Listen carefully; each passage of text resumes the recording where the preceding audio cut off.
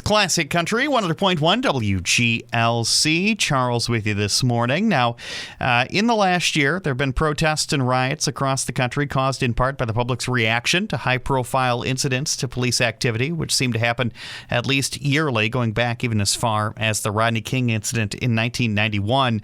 As a response to many of these events, the Illinois Congressional Black Caucus helped shape a large, sweeping criminal justice reform bill that passed the Illinois House and Senate this week. Joining us this morning on WGLC is Mendota Police Chief Gregory Kellen, who, like a majority of law enforcement professionals in the area, have spoken out about the harm this legislation will cause in our communities and help keep the residents safe. Good morning, Chief.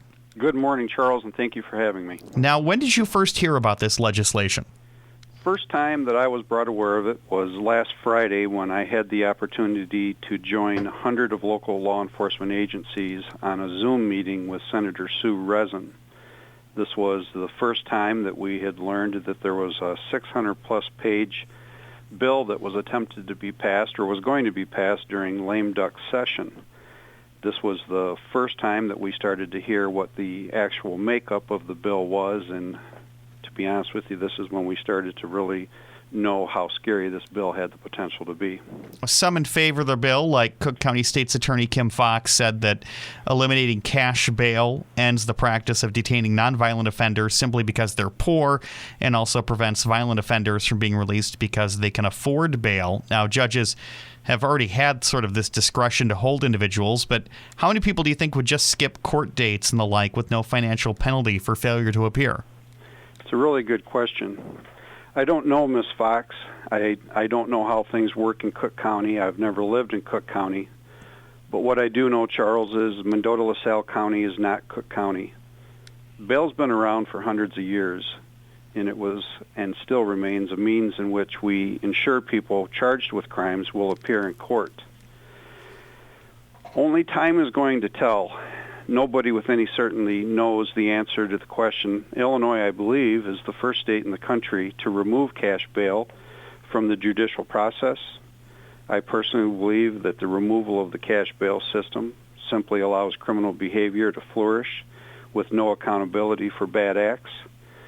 But again, this is going to be one of those things. It's a first. We're going to find out, and unfortunately, we're going to be one of the first states to see what happens. A statewide requirement for body cameras in 2025 was part of the legislation. Now, that doesn't impact all departments, as many already have those systems in place, and that can be expensive. Are there any other financial strains that some of the legislation in this new bill puts on local agencies, especially yours? Absolutely. Charles, as you know, the Mendota Police Department has used body-worn cameras for the last 6 years. But with each year, we're finding out that there's additional costs. The cost of our Axon body-worn cameras come at a substantial annual cost, and that's just for the equipment and the cloud storage space. It's the behind-the-scenes costs that the people, the taxpayers, don't truly understand and see.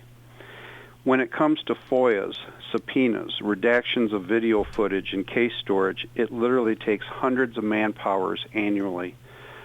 And the cost that is associated to this manpower and the man-hours in overtime and in cost is absolutely substantial. We're a small agency, and I'd hate to see how this is going to impact larger communities. Bill goes to Illinois Governor J.B. Pritzker's desk.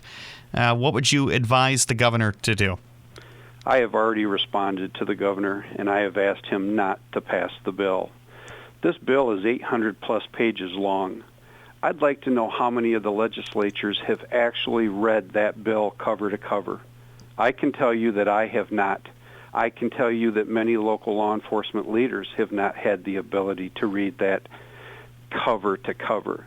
The fact that this bill was presented at 4 o'clock in the morning with no time for them to review and to read and to evaluate is just absolutely disheartening to law enforcement professionals, because there is no way you could possibly have known the content of that bill without passing it.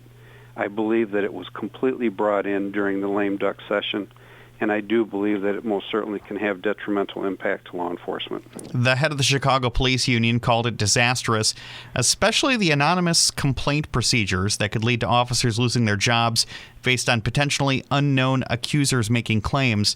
How do you feel this would impact you or your officers? Charles, all citizens are guaranteed due process under the law.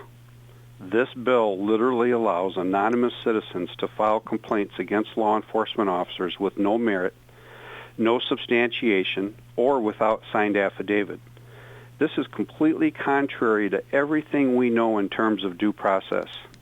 At a time when hiring and retention is so difficult in law enforcement, finding qualified officers, finding officers that are willing to dedicate their lives, because this isn't just a job, it's a career, it's a calling.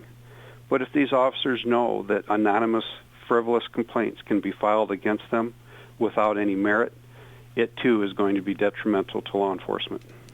Finally, are there portions of the bill that you've seen that you think are necessary in order to build trust with some members of the community? The fact is, Charles, is many parts of this bill are already being done by law enforcement agencies. Now, certainly there's things that we can do better, and there's always room for improvement. But without reading all of the 800-page bill, I'm not certain. But I can tell you this. I do believe that more training is always good. I believe additional training to intervene in crisis intervention is always good. I believe that additional training in the use of force and de-escalation in the use of force is good. These are things that I certainly stand behind them with. I believe training and accountability are always good in this profession. But for a bill that was designed to end systemic racism, I believe that there was just so much more that could have been brought to the table in which law enforcement could have said, look, we do have the ability to make changes. Let us work with you. We can make things better. Let's do it together. Many of these things in the bill seem to be more of an attack on law enforcement than they do to be pushing reform. I personally would like to know how many of the constituents in the state of Illinois were or are aware of what the content of this bill is. Yes, there's things in this bill that certainly are going to address some issues, but I just wish law enforcement would have had more of a say in the passing of this bill. Thank you for joining us this morning, Chief. Thank you very much, Charles.